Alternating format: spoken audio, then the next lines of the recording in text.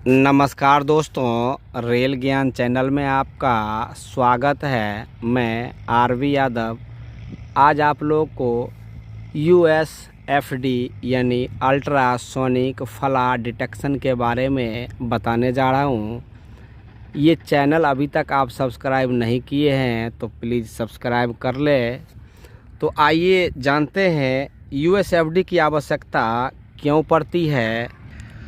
Rail व weld fracture को रोकने या कम करने में मदद हेतु रेल बनाने वाले कारखाने में खराब रेल का पता लगाने हेतु रेल के आंतरिक दोष जो दिखते नहीं हैं उनका पता लगाने हेतु रेल को अधिकतम उम्र तक काम में लेने हेतु चालू रेलवे लाइन पर रेल टूटने से बचाने के लिए आवश्यक या रेल पटरी पर खराबी या क्रैक पता लगाने के बेहतर तरीका। ये जांच दो प्रकार के किए जाते हैं। एक भौतिक जांच होता है, एक रासायनिक जांच होता है। अब आइए खराब रेल और वेल्ड पाए जाने के बाद यूएसएफडी कर्मी दल क्या कार्य करेंगे, आइए उसके बारे में जानते हैं। सबसे पहले देखिए IMR यानी इमीडिएट रिमूवल। इसका मतलब होता है ये लाल पेंट से रेल के वेब पर 3 क्रॉस लगा होता है और जहाँ पे ये 3 क्रॉस लग गया उसके बाद यूएसएफडी के एसएससी या प्रभारी क्या करेंगे, वो तुरंत प्रभाव से यूएसएफडी प्रभारी 30 kmph या कम का सतर्कता आदेश तुरंत प्रभाव से लागू करेंगे और ये जब तक खराब रेल या वेल्ड बदल नहीं दिया जाता तब तक लागू रहेगा। यूएसएफडी प्रभारी सेक्शन के प्रभारी या एसएससी पीवे को खराब रेल या वेल्ड के स्थान की सूचना तुरंत देगा तथा प्रभारी एसई पीवे 24 घंटे के अंदर वहां पर जोगल फिश प्लेट लगाना सुनिश्चित करेगा। उसके बाद सेक्शनल प्रभारी जो होगा वो 3 दिन के अंदर मिनिमम 5.5 मीटर के क्लोजर के साथ IMR जहाँ पे लगी है उसको चेंज करके उसकी वेल्ड कर देंगे। उसके बाद जो SR यानी कॉशन लगा है 30 kmph का वो हटा देंगे और नॉर्मल कर दिया जाएगा। उसके बाद देखिए 2 क्रॉस के निशान लाल पेंट से यानी इसको DFWR कहा जाता है। DFWR के मामले में कार्रवाई जो की जाएगी वो यूएसएफडी 30 किलोमीटर प्रति घंटा या कम का सतर्कता आदेश लगाएंगे तथा सेक्शन के एससी या जेईपीवे को फला के स्थान की सूचना देंगे जो 30 किलोमीटर के गति प्रतिबंध के साथ खराब वेल्ड को 2 टाइट क्लैंप से जोगल फिश प्लेट द्वारा बांधकर सुरक्षित करेंगे। 3 दिन के अंदर वेल्ड की चैम्फरिंग करके जोगल प्लेट को दोनों दूर के सिरों पर टाइट बोल्ट के द्वारा बांधकर सुरक्षित करने के बाद गति प्रतिबंध को सामान्य किया जा सकता है। DFWR वेल्ड को पता लगाने के 3 माह के अंदर बदल दिया जाना चाहिए। DFWR वेल्ड को हटाने के लिए पर्याप्त ट्रैफिक ब्लॉक स्वीकृत किया जाना चाहिए। यदि 3 माह के अंदर नहीं हटाया जाता है तो भारी मालगाड़ी के लिए 75 किलोमीटर प्रति घंटा एवं सवारी गाड़ी के लिए 100 किलोमीटर प्रति घंटा की गति का प्रतिबंध लगाना चाहिए। उसके बाद है ये सिंगल लाल क्रॉस जो होता है यानी लाल पेंट से 1 क्रॉस का निशान लगा होता है उसको OVS बोलते हैं। OVS R या OVS वेल्ड W ये दोनों पे लगता है। तो इसके लगने के तुरंत बाद यूएसएफडी प्रभारी या एसएससी पीवे प्रभारी को खराब रेल या वेल्ड के स्थान की सूचना 24 घंटे के अंदर देगा। चाबी वाला जब तक जोगल प्लेट नहीं बांध देता तब तक इसकी देखरेख दैनिक गश्त के समय करेगा। उसके बाद DFWO इसमें लाल पेंट से रेल के वेब पर ओ यानी सर्कल का एक निशान लगा होगा, उसको DFW कहा जाता है। इसके लगने के बाद USFD प्रभारी पीवे JESSC को इसकी सूचना 24 घंटे के अंदर देगा। उसके बाद प्रभारी खराब रेल या वेल्ड के स्थान की जगह 3 दिन के अंदर जोगल प्लेट बांधना सुनिश्चित करेगा और USFD प्रभारी दूसरी बार जब आएगा तो उस जोड़ को चेक करेगा, यानी अपने निगरानी में रखेगा।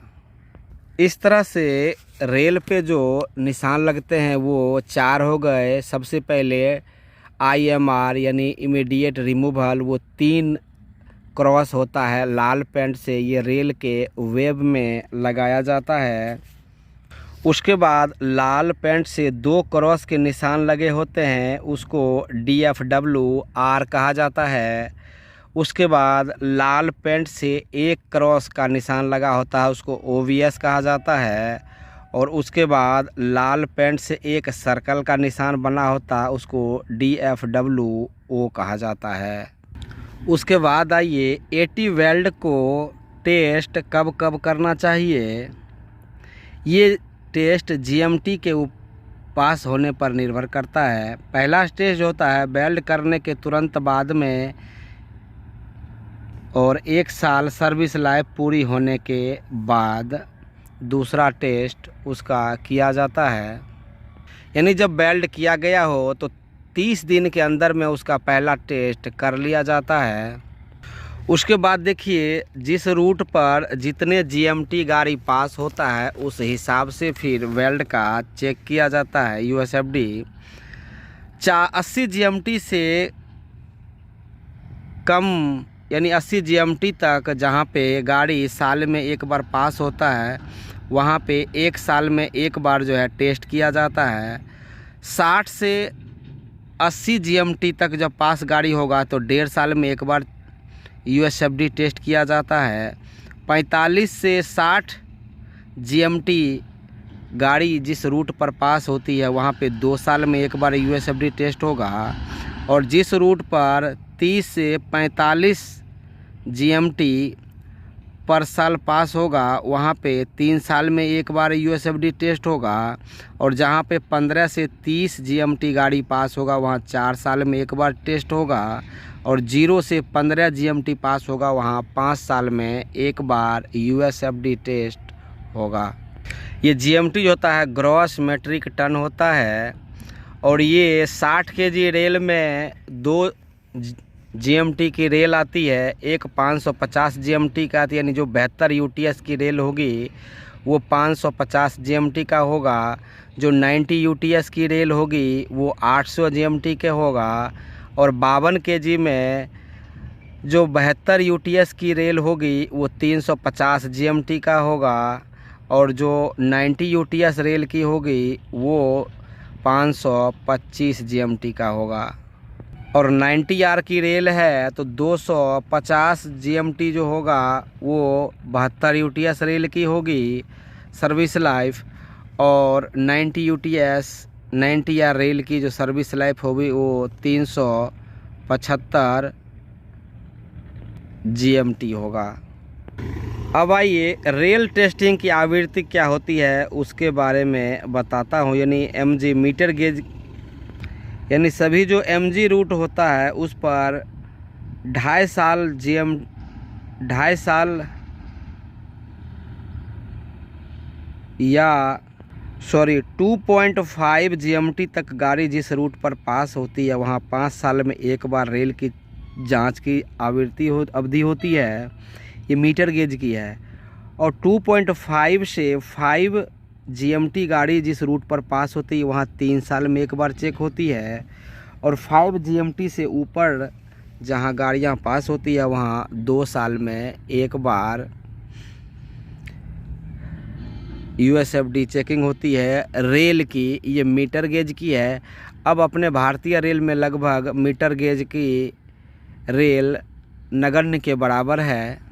आइए सभी बीजी रूट जो अपने होता है ब्रॉड गेज, उसमें जो रेल की टेस्टिंग कब कब की जाती है उसके बारे में जानिए। यानी 5 GMT से नीचे जिस रूट पर या रेलगाड़ियाँ पास होती है वहाँ 2 साल में एक बार रेल की टेस्टिंग की जाती है। 5 GMT से 8 GMT जिस रूट पर ट्रैफिक पास होती है वहाँ 12 मंथ में एक बार। 8 से 12 GMT पास होती है वहाँ 9 मंथ में एक बार। 12 से 16 GMT पास होती है वहाँ 6 मंथ में एक बार। 16 से 24 GMT जहाँ पार होती है वहाँ 4 मंथ में एक बार। 24 से 40 GMT गाड़ी जहाँ पास होती है वहाँ 3 मंथ में एक बार। और 40 से 60 GMT जहाँ गाड़ी पास होती है वहाँ 2 मंथ में एक बार। और 60 से 80 GMT जहाँ गाड़ियाँ पास होती है रेल पर यानी रूट पर वहाँ 1.5 मंथ में एक बार रेल की टेस्टिंग होती है। और 80 GMT से अधिक जिस रूट पर गाड़ियाँ पास होती है उस रेल की टेस्टिंग 1 मंथ में एक बार किया जाता है। ये वीडियो अगर आपको अच्छा लगे तो सब्सक्राइब ज़रूर करें। धन्यवाद।